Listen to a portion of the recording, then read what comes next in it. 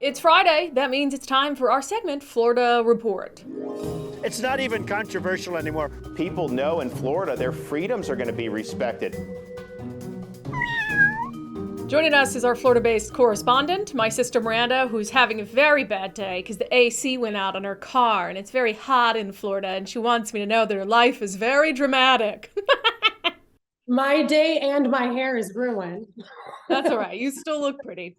All right. So LGBTQ issues, we know, have been a whole ordeal in Florida. There was the thing that the media called the Don't Say Gay bill, even though it was the Florida Parental Rights and Education Act. But anyway, so this came to a head at a Miami school board meeting. What were they deciding on? They were deciding on something, I mean, kind of surface level in my opinion, but they were deciding on whether or not to recognize LGBTQ History Month in schools.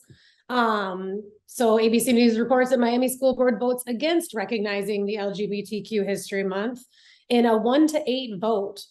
I don't know. I don't have kids, so it's hard for me to have an opinion on this. This is what I was thinking too, is I really don't know how I feel about this. I just tend to think that, you know, you can teach about things like the Stonewall riots, the Supreme Court ruling on gay marriage.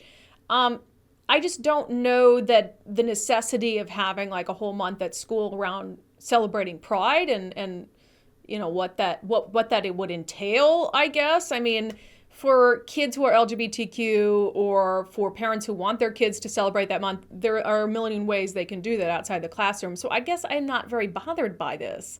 Yeah, I'm not too bothered by it either. I mean, I don't think it should make it so kids cannot celebrate it on their own terms during that month if they like, or share with friends or whatever have you. But I think even when I was in school, I thought that like even Thanksgiving celebrations lasted too long in school, and Christmas, like you're like whole months of celebrating certain things, and anything that's going to be distracting to kids, whether like kids get too excited about it or they don't care or it creates debate, maybe you should just leave it out of the schools and altogether, so it's just not a distraction. Yeah, if it's controversial and distracting, and Florida, they've already had a lot of controversy around this issue. So I guess the only part of it that surprises me is Miami.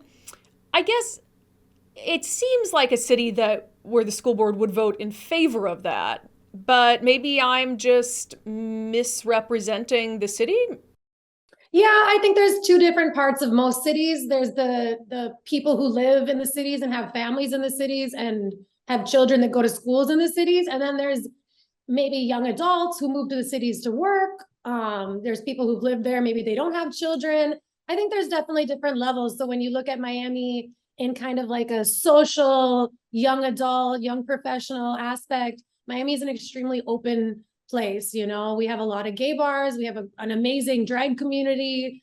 You know, so Miami isn't not welcoming of this community by any measure. I think that Miami is far in removed from the Miami of public schools and parents and things like that. I think it's a totally different conversation with a whole different group of people. Yeah, and they also have a huge Latino community, which there's a heavy Christian base in the Latino community that might not be too thrilled about this. So that's interesting. I'm curious what people watching think. Comment on this episode whether you think it's a big deal if schools celebrate Pride Month or recognize it or not.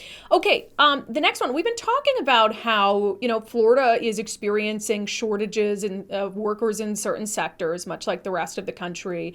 We talked about Ron DeSantis getting really creative with trying to fill their teacher shortage with, you know, former law enforcement or military folks, I believe it was. And now there's an idea being floated to deal with the shortage of corrections workers. Yeah, so Florida National Guard could come in to help at short-staffed prisons. Our state continues to struggle with the shortage of corrections officers. A legislative panel last week considered a plan, and they will consider it again next week and put it to a vote on whether or not to have active Florida National Guard members help out at these short-staffed prisons while they try to fill what looks like thousands of open positions to help bring those numbers back up to an operating level.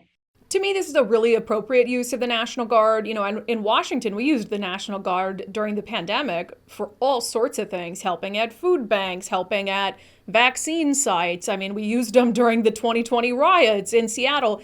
They're there for an emergency. And if you have short staffing at a prison, that's an emergency because it can be incredibly dangerous. And so I like this idea. I'm sure there's some guard members who would love that kind of experience, because they're citizen soldiers. So this is just so creative. You guys are so creative down there. We are very creative, very resourceful. I mean, there are a lot of useful people like just waiting for an opportunity to fill in a gap and to get in where they fit in. And I think a lot of states and a lot of cities could probably take like that example and go with it, because everybody's got National Guard just on reserve waiting around. And, it's a beautiful thing to not have a natural disaster to have to use them at. But like, that doesn't mean that we don't have short staffs or like the pandemic and just different reasons to put them into action.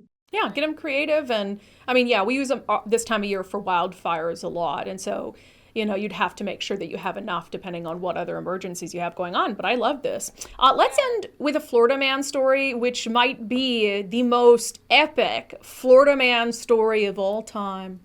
I have to agree with you. This is a pretty on point Florida man story. Fox News reports Florida man survives 3 days in swamp after losing arm in alligator attack. And he says, do or die. A Florida man, Eric Murda, 43, he had just finished an irrigation job in northern Florida when he decided to stop at a lake fish camp to throw away some trash at the facilities there. This resulted in him getting lost in the woods. He wandered around, and then at one point he could see his truck from across a body of water, and he decided it was quicker to go through the water and take a swim. And halfway across the lake, gator grabbed him by the arm. She grabbed the outside of my arm like this, and I grabbed her. So I didn't want her rolling over on me because I already knew about that. She snapped my arm backwards, and then she dragged me under 3 times. He just fought him off until he was able to get him to let go, and drug himself to shore and survived in the swamp with all types of impending, gator attacks and mosquitoes. And I can't imagine this. The Everglades are a really rough place to be. It's do or die. Do you want to live? Do you want to die? I was given the opportunity to make a choice. And obviously I chose to live. And he survived 3 days. They found him. He doesn't have an arm anymore, but he says that he has a whole new sense of purpose and he is going up and nothing can bring him down. And that's what he said. Okay, first of all, obviously he's a badass. Maybe not the brightest bulb to swim across any body of water in the Everglades, but I'm going to... Or just in Florida in general, if you guys visit here, do just stay away from the water. If you're not 100% sure that there's no gators in it, just don't go find out on your own. Just don't do it, because there's a lot of stories of people walking their dogs near water, kids, all grown people getting yanked into the water by gators. They live here and they're better at water than we are. So you heard it on Florida Report. Gators are better at water than you are. All right, Miranda, that guy's a legend. Thank you so much. You're welcome. Have a good weekend. And that has been our segment, Florida Report. It's not even controversial anymore. People know in Florida their freedoms are going to be respected.